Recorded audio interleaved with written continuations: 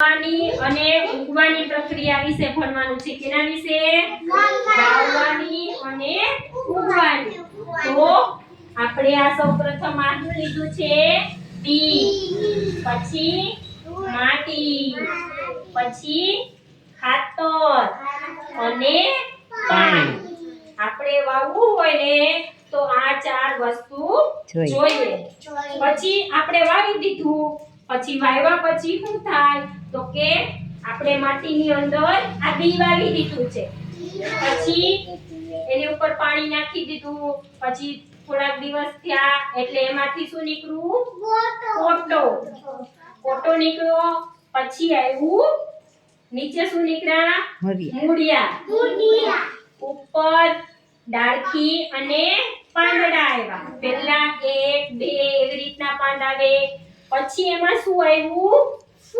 ફૂલ આવ્યું. શું આવ્યું? ફૂલ.